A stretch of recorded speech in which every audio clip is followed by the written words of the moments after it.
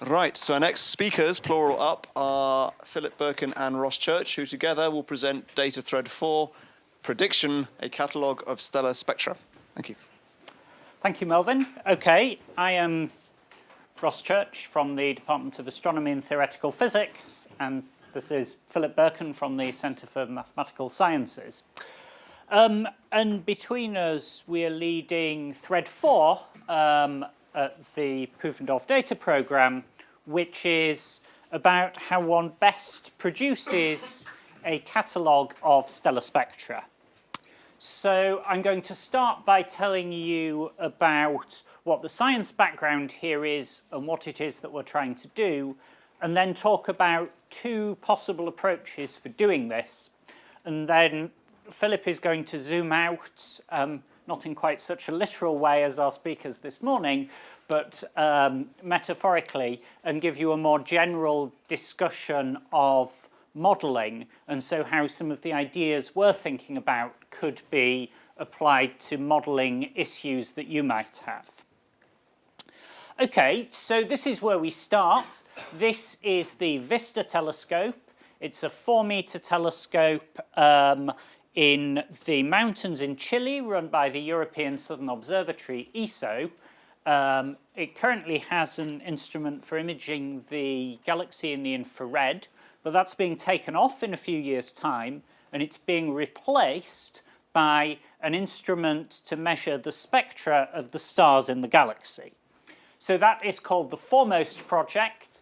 Its goal is to produce a multi-object fibre-fed spectrograph which will be able to measure the spectra of around about 1,000 stars simultaneously at any given time.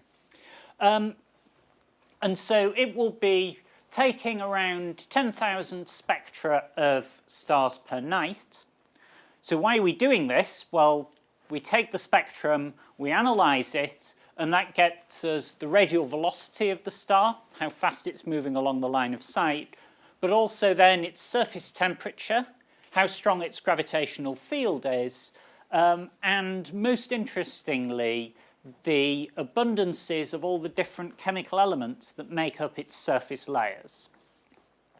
So traditionally, this has been quite hard because using a traditional approach, you have a single thin slit that you put over your star and you measure the spectrum of one star at once. So a big set of spectra historically has been hundreds of stars. And Foremost will measure around 10,000 spectra every single night. So the challenge then is to analyse those spectra at a rate which lets us keep up with the telescope while still maintaining the quality and reliability of the data. And then the ultimate goal from this is to understand the history of the Milky Way, our own galaxy. Why were the stars that are in it formed, and of what material, how old they are, how they got to be where they are today.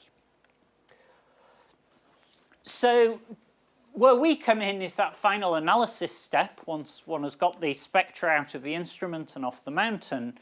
And there are basically two paradigms for doing this. You can make a physics-based model where you derive a physical model from first or at least second principles for the propagation of light through the atmosphere of a star, and then you fit the parameters of that model to get the best fit possible to the spectrum that you observe at the telescope. And this is really traditionally how the analysis of stellar spectra has been done. It's an established field. People have been working on this for decades. And it's in general rather successful.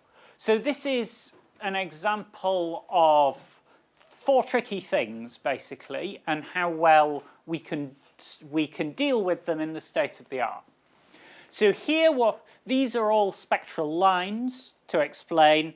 This is the intensity of light as a function of wavelength in angstrom on the x-axis. And what we're looking at here is an absorption line produced by a particular chemical element in the surface layers of the star. And what we have here is what's called a blended line. You've got one big line here, but then there's another small line that partially overlaps with it. And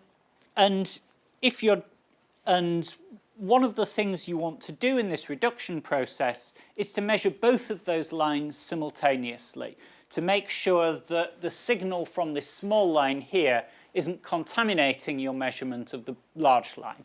And that's something we can do pretty well with a line that's this well separated. Here, these red points are a fit to the spectrum. The red points are the data. The black line is a fit to the data, and it's fairly good. This is an example that's less good. You've got lots of lines here, but there's one very strong one in the middle, and the central parts of this line, the physics of the absorption in the central parts of strong lines like this is more complicated, and we're not quite getting it right. So you can see that the model does not get as strong absorption as we see in the spectrum. Here, this is a different section of spectrum. You can see the fit's pretty good over here, and it doesn't make a great deal of sense over here. And the reason there is probably that there's some lines here for which the atomic data, the data for how much those elements absorb and emit light at that wavelength simply isn't correct.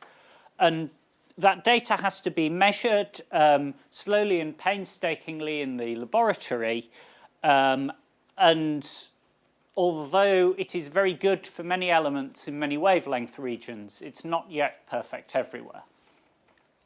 This is a more challenging problem. Here, this is a region of the spectrum with very many lines, and it's rather tricky here to see where one should start from, because none of this region of spectrum is free of lines, so you don't know how much absorption there's been in total, because you don't know how much light you had to begin with. And so getting this right, fitting this continuum level correctly, is challenging, because if you don't get it right, then you can get erroneous measurements from all of the lines in that region.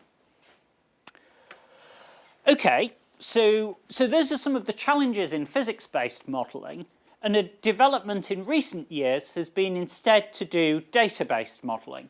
So here you produce an ad hoc model for your spectrum as a function of your stellar parameters. You pick some model with a mixture of physical intuition and simplicity of programming, and perhaps even what's available off the shelf. But then instead of trying to produce a model that makes physical sense, you write down a model that you think will probably be sufficiently descriptive, and then you train it on a whole bunch of stars that you've analysed the old-fashioned way. And then, once you've trained that model, you apply it to the spectra of your newly observed stars. So, what things are we looking for in a really good model here?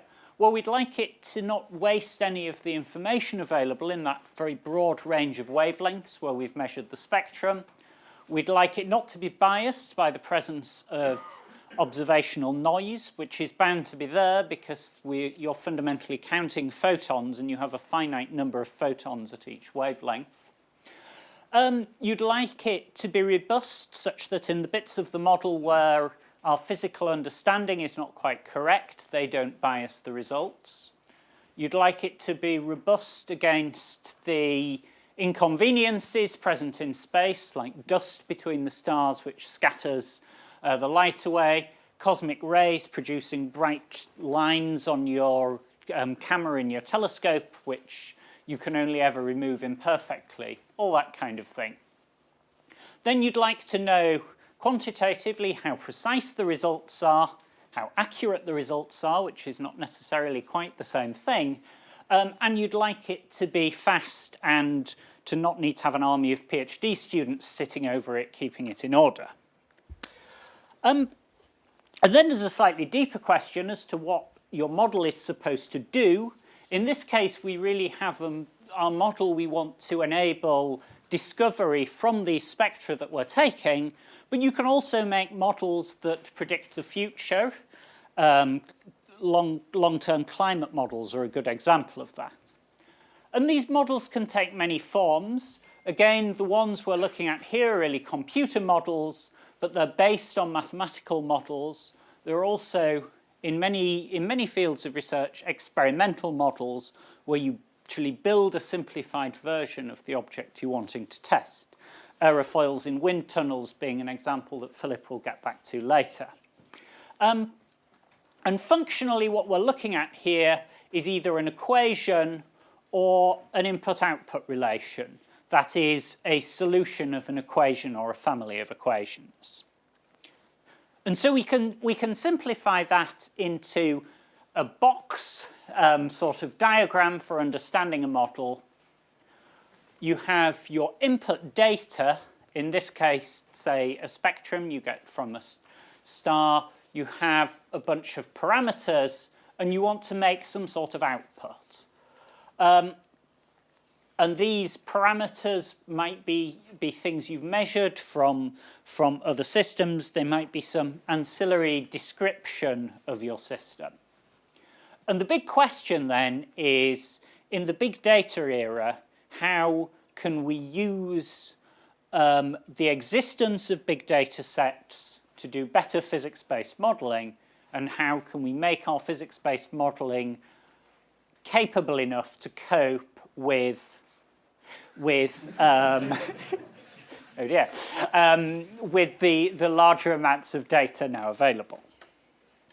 So I'm going to go back to our example of physics-based models of stellar spectra and put it into this context. So here, our inputs, we have a model here for producing stellar spectra. Our inputs are the surface temperature of a star, the gravitational field strength, the chemical abundances, a few more things we're not very interested in, like a measure of the turbulent velocity field of the surface of the star, how fast the star's rotating, how fast it's moving away from us, those kinds of things. Those are our inputs. They're different for every star. Our parameters here are basically lots of atomic physics. So the wavelengths of atomic lines, their oscillator strengths, their intrinsic widths, the ionization energies of different chemical species, that sort of thing. And the outputs then are the flux of light that we get at the surface of the star as a function of the wavelength of that light.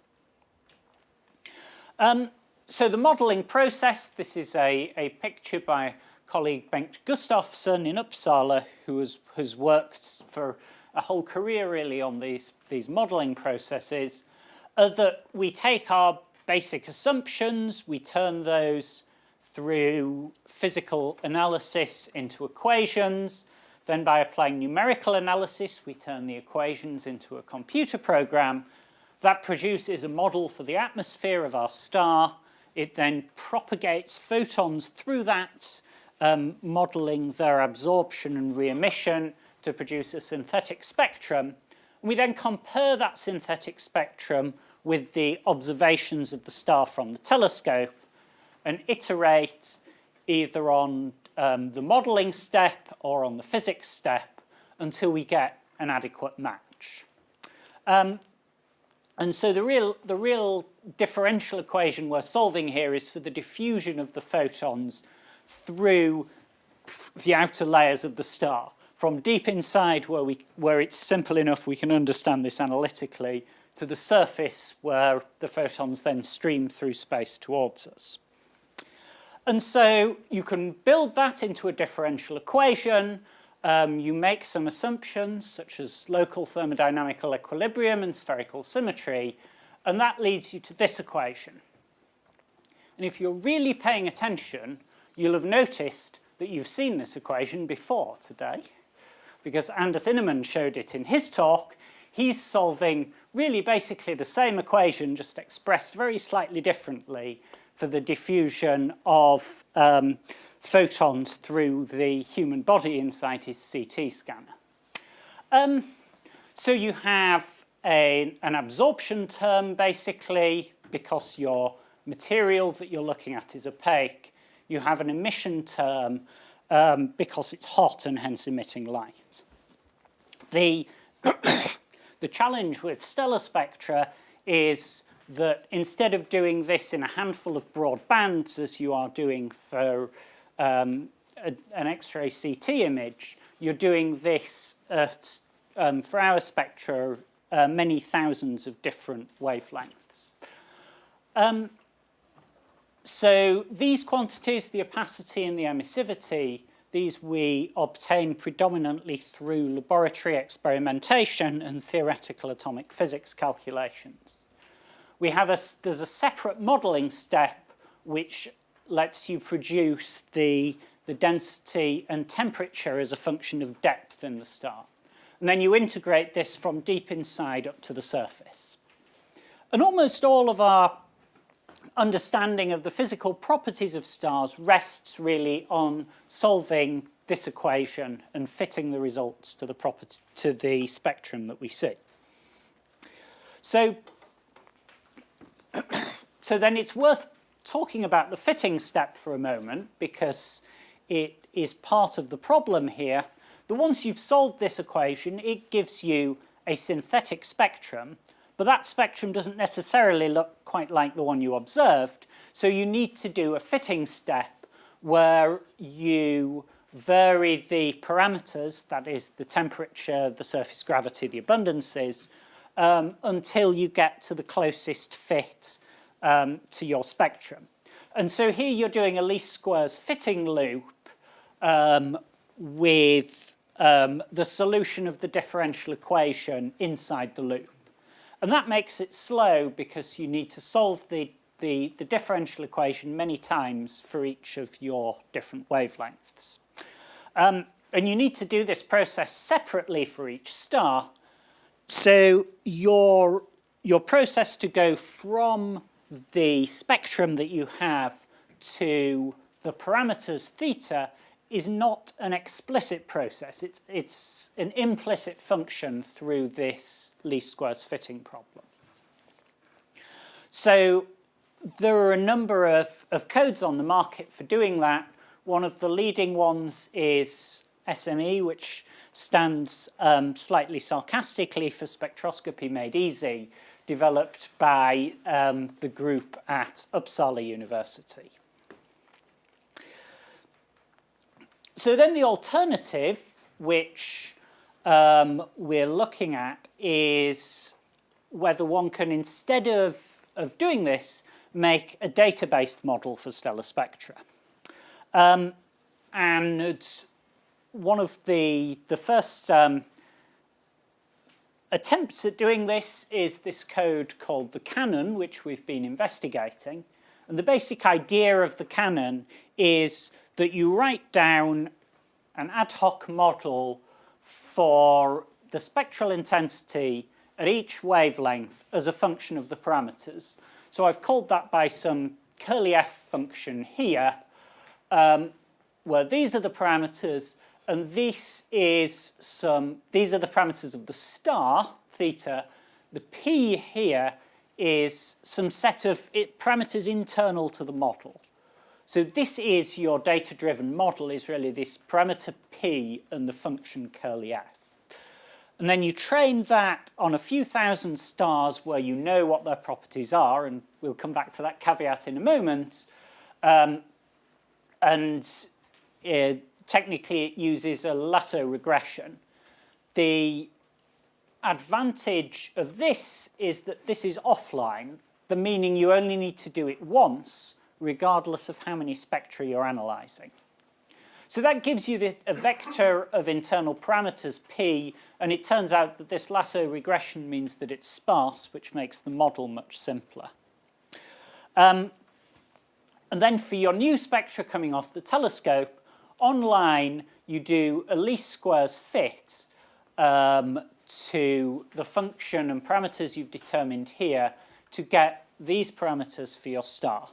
But the advantage now is that your least squares fit is just to these handful of parameters, and this is relatively fast. So you can do this in around a second per star. instead of the several hours it takes to do the least squares fit to the full differential equation solution. Yeah, so the first paper on this sort of thing is from 2015 on the Canon. They use basically quadratic functions of all of the parameters, including cross functions, for their model, and they find that that gives them an adequate fit, basically, to a broad range of different sorts of stellar spectra. So if you have 15 parameters, you have around 15 squared elements in this for each of your 10,000 wavelengths in your spectrum. That gives you about 1.5 million unknowns, but the majority of those turn out to be zero. And so your fitting can take you several hours, but you do it once.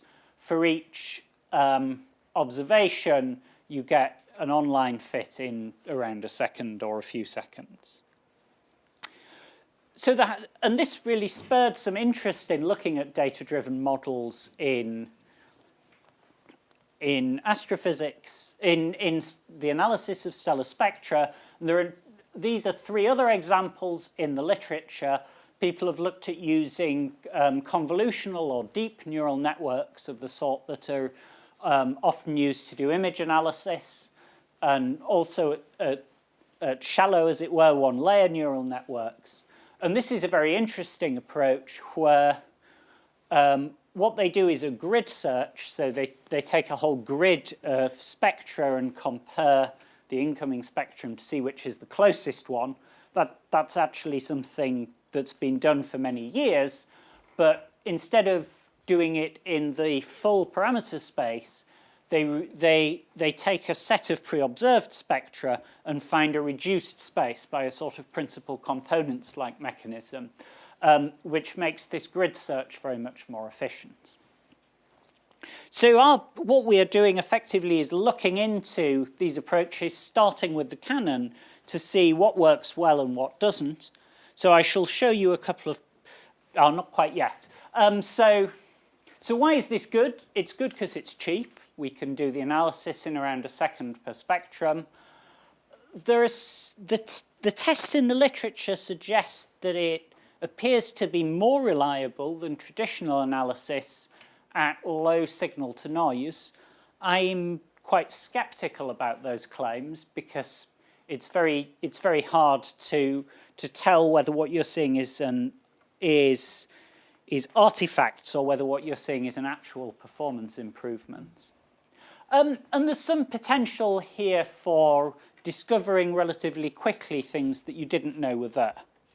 The disadvantages are the models are relatively uninterpretable. It can be hard to work out what this set of internal model parameters mean, as opposed to the physical model where you understand from, or you at least in theory, you can understand from first principles what is going on everywhere in the model. There's a challenge with portability because the models I showed you work on a pixel by pixel basis, and that's different from one telescope to another. And the final problem is that your training set needs to be stars you already understand perfectly the parameters of, and you only ever get that through doing the physical-based analysis that I talked about earlier on. So it's not clear that you can ever really do better than the traditional first principles analysis. So here are a couple of plots produced by Dominic Ford, who's a postdoc working with us here in the department, looking at the performance of a Canon-like system for simulated foremost data. These, I don't really need to go through the details of this. What we're looking at here is basically the size of the error in measurements of the ion abundance in a simulated sample of stars as a function of the signal to noise in the spectra. So basically, we have the error here and the length of time we're observing on the telescope here. And this line really shows the criterion that we need to meet to do useful science with these spectra. And so these two lines don't ever really achieve that. Here we're just attempting to fit to the ion abundance and the surface temperature and gravity, ignoring all of the other elements. Once you put enough other chemical elements in, the model becomes more flexible, it fits the data better, and you get down to the required precision in an observation time that's very comparable to doing a traditional analysis. So this is a plot that made us pretty happy when we saw it. What this plot shows is where the model does well and where the model does badly. And here we have the surface gravity strength of our test sample of stars against the ion abundance again on the x-axis. So stars like the Sun on this plot are down here. These are dense stars at the bottom like the Sun. Up here we have the big fluffy giants. And as we go this way, we get to older stars that formed earlier in the history of the galaxy when there were less metals around. The x-axis is back to front for because they frequently are in astronomy for some reason. And what we find is that as we go to these low metallicity stars, they have very different spectra, actually, from the high metallicity stars because they have very few lines. And the model does increasingly poorly. So I've highlighted here the places where the model fails to work very well because, to some extent, they're more interesting than where it's performing nicely. So the question we're looking into now is whether this is simply an issue of the training set or whether the model that we're using is actually not sufficiently flexible to cover both stars, normal stars like the Sun, and the stranger lower metallicity ones out here. Okay, so I'm going to hand over to Philip at this point. Thanks a lot. Well, so now I'm going to take a slightly more general take on modeling, and the reason being that my core interest here is less the stellar spectra, that is Ross's interest, but it's sort of the question that I have in how far does the arrival of big data and things like deep learning affect my scientific business model? Do I have to change what I'm doing because I'm a physics-based modeling person? And so am I in trouble? Or are you, if you're like me? So therefore, now let's look a bit at science paradigms. And I have this from Jim Gray in this type of formulation. And it really the start of this all is empirical science. You look at reality. You look at how does the sun move over the sky in ancient Greece. Yeah. So then you have theoretical science, which really starts 400 years ago with Newton. So where you have the tools to build differential equations, and then you can try to solve it and therefore predict how do things move. Now the problem with this is that essentially all of reality is nonlinear, so you get nonlinear differential equations and you can solve these. So therefore, numerical analysis came up with computers, and over the last 50 years this is now has established itself as an own branch of doing science, meaning you do computer simulations to solve mathematical models, and this gives you insight. And now in the last 10-15 years, something new has come up, and this is data-based science. So that means you just generate lots and lots of data, and then you look at it and see if it tells you something. So an example would be the Planetary Skin Institute. This came out of NASA. So this just stores satellite data with timestamps, so that you have essentially for any point on Earth a satellite image, and then you can just look at it and see if there is something in it. Well, so now let's see how does this computational modeling work. So there's a circle of modeling. So you decide on a part of reality you're interested in. You pick a mathematical model. You code a numerical method for that problem. You see if you can solve that problem on the computer that you have available. Yeah? If not, decrease the resolution. If that doesn't work, well, then you simplify your mathematical model. You neglect terms, hopefully speeding up the process. Okay, now you can solve it. So you take the result of this numerical model and check if it describes the reality that you know about. Yeah? And well, if it doesn't, you have a problem. Then I suggest that you call a numerical analyst. We'll call you a butterfly or something, yeah? And speed up your code for the old model by a factor of 10. What people actually do instead, that's the reality of it, they buy a bigger computer. Yeah? Of course, you can also wait. If it doesn't work, you just wait for Moore's law to catch up. Yeah? The computers will be fast at some point. Or for numerical analysts to come up with better methods that speed up your code by a factor of 100. Yeah? That works too.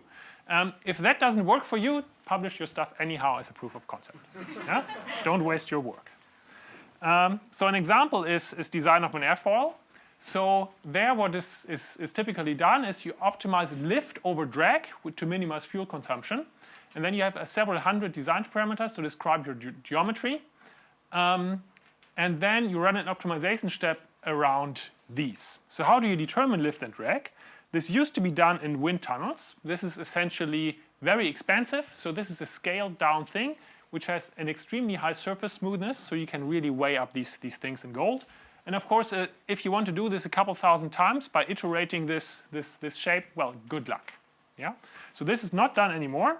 Today, you sell a computer purely based on an airplane, purely based on computer simulations before a first prototype is built. Yeah? So you have a mathematical model, Euler or Navier-Stokes equations typically, a set of partial differential equations, and then you do a lot of numerical analysis and compute lift and drag from this solution. So now what we have is that we have lots of data. We have computing power and huge amounts of data. And in sciences, there's really lots of openly available data. So this sounds great, except that there's lots of problems with this. The first thing is that lots is not sufficient. Yeah? For example, in astronomy, you have, for example, an inherent sampling bias. You see only the brightest stars. So there's lots of objects in the universe that we cannot observe.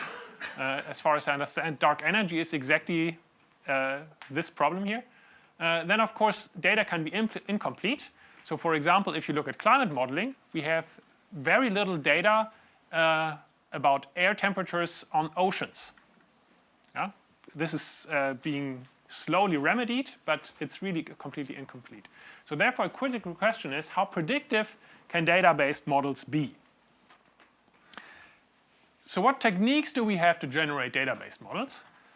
Well, the standard one would be something with least squares, or more general fitting models using other statistical models, like, for example, this lasso regression is a different type of doing least squares. Then you have what is called principal component analysis, or in other contexts, Kahun and Loewe expansions, which Ross also mentioned. And now a new thing is, for example, deep learning, which is essentially in the example that we had with the Canon, we had a quadratic model function, which we chose, respectively, the authors of this. In deep learning, you would have a network where essentially the model is chosen dynamically. Yeah? And then you use, again, these techniques to do something here. Personally, in this case, I'm by now rather skeptical why this would be a good idea compared to what is being done. But anyhow, all of this results in input-output relations, which give us limited understanding, actually, of what is actually going on. So let me summarize what we talked about, or what this project is about. It's essentially about, well, theory-based computational models compared to data-based computational models. What we want is the best of both worlds. We definitely need more machine learning, data science expertise. We want to improve the analysis of stellar spectra. We want to evaluate approaches to hybrid modeling, meaning taking models that use things from both worlds. And then coming up, apply this to other problems in data. So, for example, heart transplants, or the virtual Pompeii in archaeology. Thank you. Thank you.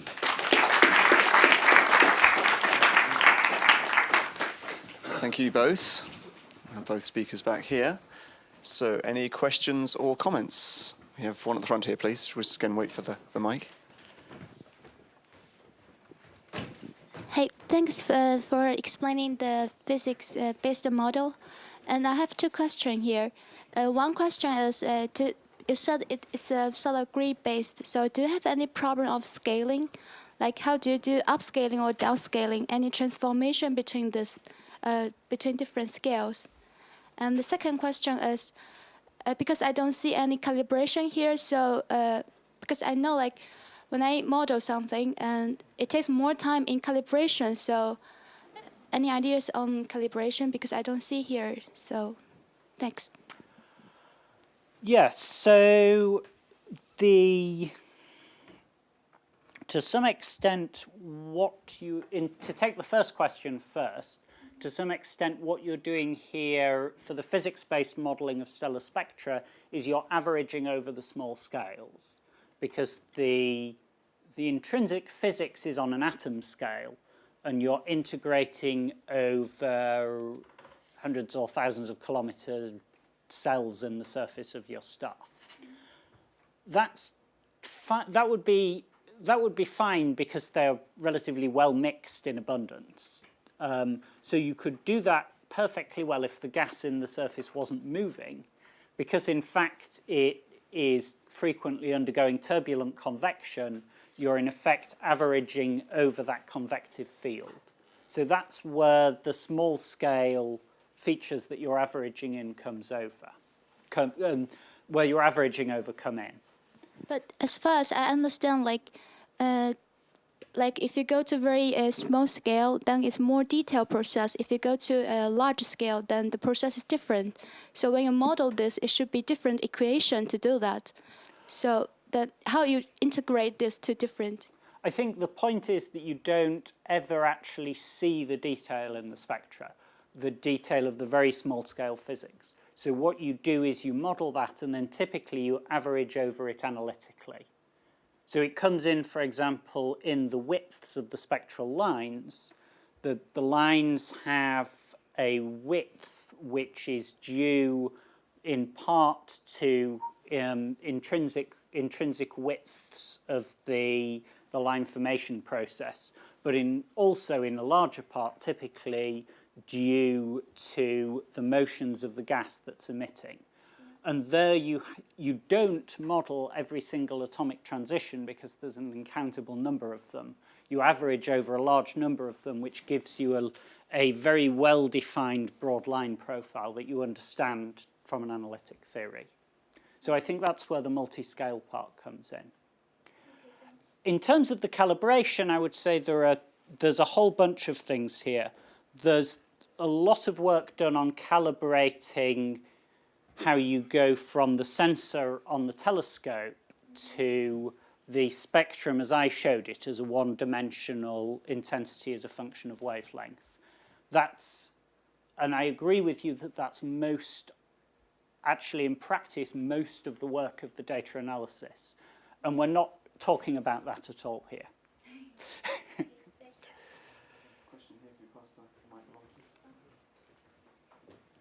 I think I have more like a comment about what changes with big data for modeling, as you said. So, I mean, if you have very little data, you are prone to overfit. If you have a lot of data, you don't overfit. So fitting is not a problem with big data. Generalizable fitting is a problem. Like how much can you predict? Because you do modeling not because of to fit what you observe. Is you do modeling in order to predict what will be in the future, right? And of course, the more data you have now, the more reliably you can predict the future. So, I mean, data-driven fitting is sort of it allows you to be more predictive, to predict the future, compared to theory-based. Famous counterexample. This is this Google flu search, where they essentially tried using searches that people use to predict locally flu outbreaks. And they had an insane amount of data about searches, which was completely unrelated to the flu. And therefore, they were massively over-predicting stuff. And in the end, the whole thing was less predictive than taking last year's flu data. Need to check how they did it. Of course, yeah. I'm not sure you can. I mean, deep learning is not easy. I mean, there are many tricks and pitfalls there. Of course, if you do crappy deep learning, you will get a crappy output. That's what they probably did.